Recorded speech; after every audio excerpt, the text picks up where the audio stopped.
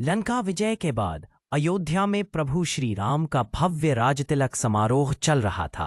पूरी वानर सेना, जिसमें हनुमान, सुग्रीव और अंगद जैसे वीर शामिल थे, मनपसंद व्यंजनों का भरपूर आनंद ले रही थी।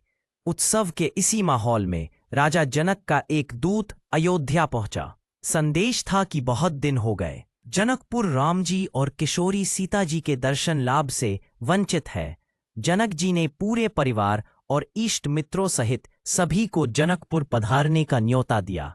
लक्ष्मण जी का माथा ठनका। वानर सेना को न तो मना कर सकते थे और न ही ससुराल लेकर जा सकते थे। वहां बेइज्जती का पूरा खतरा था। पर वानर सेना कहाँ मानने वाली थी। वे तो राम जी के ससुराल की यात्रा में उत्साह से साथ हो लिए।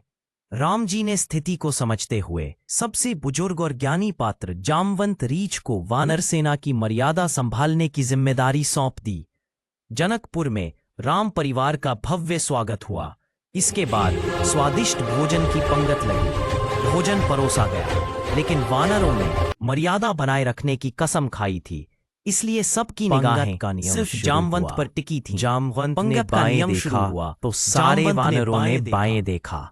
जामवंत ने बायां हाथ उठाया तो सबने बायां हाथ उठाया। जामवंत हल्का सा खांसे तो सबने विनम्रता से हाँ कहा। वानरों की नकल के कारण जनकपुर के दरबारी दंग रह गए। शुरुआत तो बड़ी सभ्यता से हुई, लेकिन तभी जामवंत को एक विकट समस्या का सामना करना पड़ा। उन्होंने सावधानी से कटहल के साग को पूरी के बीच दबाया। कटहल का साग फिसल गया और उसका एक छोटा सा बीज तेजी से उछलकर आसमान की ओर चला गया। जामवंत सोच में पड़ गए। जिस हाथ से बड़े बड़े राक्षस न छूटे, उससे यह छोटा सा कटहल का बीज कैसे छिटक गया।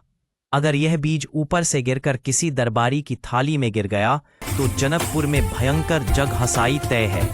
एक पल भी न गंवाते हुए जामवंत ने उछलकर उस बीज को हवा में ही दबोच लिया और शांति से अपने स्थान पर बैठ गए। यह दृश्य देखकर वानर भौंचक के रह गए। उन्हें लगा, वाह, यह तो पंगत का कोई नया और जरूरी नियम है। बस फिर क्या था, एक के बाद एक सारे वानर जामवंत की नकल करने लगे।